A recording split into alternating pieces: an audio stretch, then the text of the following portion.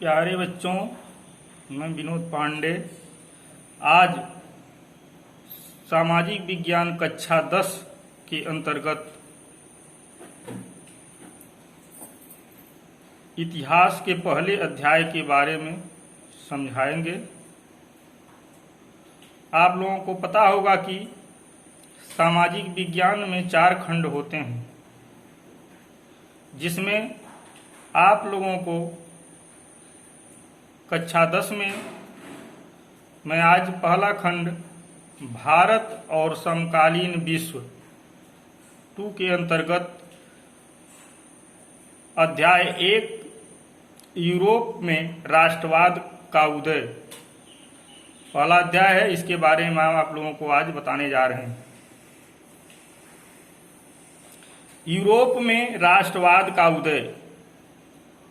यूरोपीय जितने भी देश थे उनमें राष्ट्रवाद का उदय कैसे हुआ, किस प्रकार हुआ। राष्ट्रवाद का मतलब है कि राष्ट्र के प्रति प्रेम, राष्ट्र के लिए प्रेम उत्पन्न होना या राष्ट्रभक्ति की भावना जागृत होना। यूरोप में बहुत सी क्रांतियां हुई। उसके बाद तमाम क्रांतियों का आशय राष्ट्रवाद के उदय के संबंध में क्या है, आज इसी के बारे में चर्चा किया जाएगा। किस प्रकार से राष्ट्र के प्रति लोगों में प्रेम उत्पन्न हुआ और लोकतंत्र की किस प्रकार स्थापना हुई। इसी के कड़ी में एक इटली का क्रांतिकारी था ज्यूसेप्पे मैज़िनी। इसके बारे में हम जानते हैं कि इसने किस प्रकार इटली में अपने देश के प्रति जनता के लिए किस प्रकार से राष्ट्रवाद के उदय में सहयोग किया। आइए देखिए, मैज़िनी इटली का एक क्रांतिकारी था। इसे इटली में एकता का पैगंबर कहा जाता था। मैज़िनी बचपन से ही देशभक्ति और स्वतंत्रता की भावनाओं से परिपूर्ण था। मैज़िनी के अंदर अपने राष्ट्र के प्रति पहले से ही प्रेम था और उसे इस तरह राजतंत्र की व्यवस्था पसंद नहीं थी। वह इटली की पराधीनता को स्वतंत्रता में बदलने का इच्छुक था। सन 1832 ईस्वी में उसने फ्रांस के मार्सिलीज नगर में एक यंग इटली नामक संस्था की स्थापना की। इस संस्था की स्थापना करने का मैज़िनी का एकमात्र उद्देश्य था कि लोगों को जागरूक करना, लोगों को राजतंत्र के खिलाफ करना और लोकतंत्र की किस प्रकार स्थापना हो, इसके लिए सभी जनता को एकजुट करना। यह राजतंत्र का बहुत बड़ा विरोधी था। वह कभी नहीं चाहता था कि राजतंत्र की व्यवस्था चले। वो हमेशा लोकतंत्र के बारे में सोचता था। वो ये चाहता था कि जनता के हिसाब से सरकार चले और जनता के साथ कोई विद्रोह, कोई मनमानी न किया जाए। इसी की कड़ी में इटली में एक और क्रांतिकारी था। आगे देखिए, जिसका नाम था गैरीबाल्डी। यह भी एक इटली का ही क्रांतिकारी था। यह इटली का महान क्रांतिकारी था और मैज़िनी का सहयोगी भी था। इसने लोकतंत्र के रूप में अपने विचार मैथिनी के पास रखा और यह भी उनका सहयोग ही किया। इसने लाल कुर्ती नाम की सैन्य व्यवस्था तैयार किया। इसी सेना के सहायता से उन्होंने ऑस्ट्रिया को हराया। उसने इटली की स्वतंत्रता के लिए भी आंदोलन किया।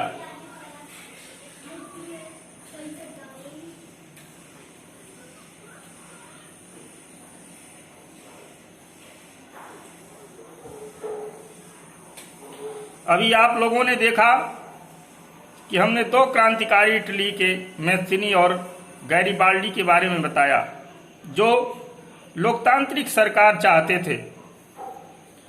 वह इस प्रकार से अत्याचार जो जनता के ऊपर होता था उसे पसंद नहीं करते थे। वो चाहते थे कि यहाँ की जनता स्वतंत्र रूप से रहे और अपने हिसाब से कार्य करे। उसके लिए कोई कानून हो, कोई नियम हो, जिससे जनता के ऊपर कोई दबाव न बना सके। आपको यूरोप के राष्ट्रवाद के अंतर्गत हम कुछ मुख्य शब्द और उनके अर्थ बताएंगे, जो इतिहास के लिए जानना बहुत ही जरूरी है, जिससे आप आगे यह न सोचें कि इस शब्द का क्या अर्थ है। देखिए, कुछ मुख्य शब्द और उनके अर्थ हैं, यहाँ मैं आपको बता रहा हूं। एक था वहां कुलीन वर्ग। आप पिछली कक्षा 9 में कुलीन वर्ग के बारे में आप लोग को पढ़ाया गया है। आप लोग इसके बारे में कुछ जरूर जानते होंगे।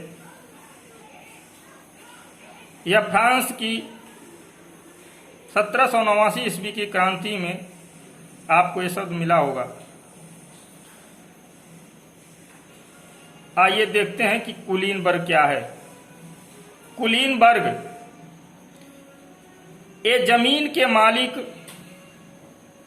और यूरोपीय महाद्वीप का सबसे शक्तिशाली वर्ग था। इनको विशेषाधिकार प्राप्त था। इन्हीं लोगों के अत्याचार और अन्याय के कारण फ्रांस में 1789 ईस्वी को फ्रांसीसी क्रांति प्रारंभ हुई, क्योंकि ये किसानों मजदूरों की जमीन को क्या करते थे, हड़प लेते थे और उन्हीं जमीनों को उनको देते थे और उसी पर उनसे कर लेते थे। इस प्रकार बहुत सारे अत्याचार कुलीन वर्ग के लोग करते थे। अगला देखिए शब्द है निरंकुशवाद। अगला शब्द है आपके सामने निरंकुशवाद। निरंकुशवाद किसको कहते हैं? देखिए, एक ऐसी सरकार या शासन व्यवस्था जिसके ऊपर किसी प्रकार का कोई अंकुश नहीं होता, यानी जिसके पास कोई रोक टोक नहीं होता और वह मनमानी तरीके से अपना कार्य करता है, अपनी सरकार चलाता है, ऐसे प्रशासन को निरंकुशवाद कहते हैं। आगे एक शब्द और आया है, देखिए जुंकर्स। एक सामाजिक श्रेणी का नाम है जिसमें बड़े बड़े जमींदार शामिल थे। यानी यह जुंकर्स एक वर्ग ऐसा था जिसमें एक ही श्रेणी के जो जितने बड़े बड़े जमींदार होते थे वो शामिल रहते थे। इसी को जुंकर्स कहा जाता था इतिहास में।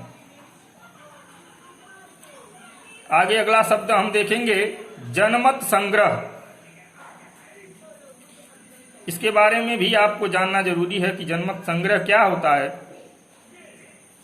एक प्रत्यक्ष मतदान जिसके द्वारा एक क्षेत्र की सारी जनता से किसी प्रस्ताव को स्वीकार या अस्वीकार करने के लिए पूछा जाता है। इसी को जनमत संग्रह कहते हैं। अगला इसी कड़ी में एक और शब्द है रूढ़िवाद। रूढ़िवाद एक ऐसा राजनीतिक दर्शन है जो परंपरा स्थापित संस्थानों, पौराणिक परंपराओं और रिवाजों पर बल देता है। इसका मतलब यह हुआ कि जिस प्रकार से पहले परंपराएं चली आ रही हैं उसी प्रकार चलेंगी। इस तरह की रूढ़िवादिता होती है, उसमें कोई बदलाव न किया जाए, ऐसे ही इस परंपरा को चलने दिया जाए, इसी को रूढ़िवाद कहते हैं। अब आइए आगे हम लोग देखते हैं यूरोप के राष्ट्रवाद के परिप्रेक्ष्य में फ्रांसीसी क्रांति और राष्ट्र का विचार। फ्रांसीसी क्रांति और राष्ट्र का विचार यानी फ्रांसीसी क्रांति हुई और राष्ट्र के बारे में क्या विचार आया, क्या हुआ, इसके बारे में हम आगे देख रहे हैं। राष्ट्र की पहली स्पष्ट अभिव्यक्ति। राष्ट्र की पहली अभिव्यक्ति 1789 ईस्वी में फ्रांसीसी क्रांति के साथ शुरू हुई।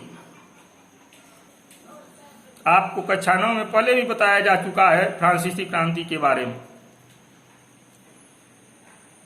आगे देखिए, क्रांति के बाद घोषणा की गई कि अब लोगों द्वारा राष्ट्र का गठन होगा।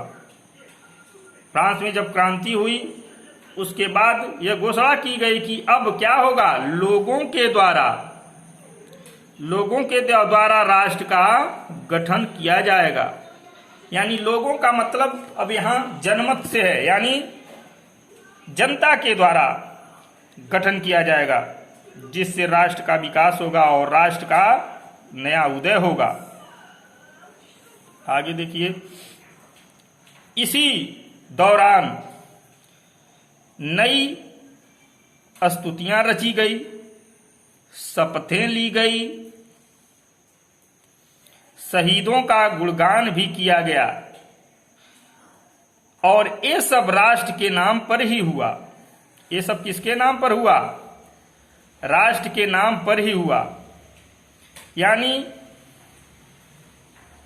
यूरोप में राष्ट्रवाद के उदय के संदर्भ में ये सारे कार्य जो हुए वो राष्ट्र के प्रति हुए।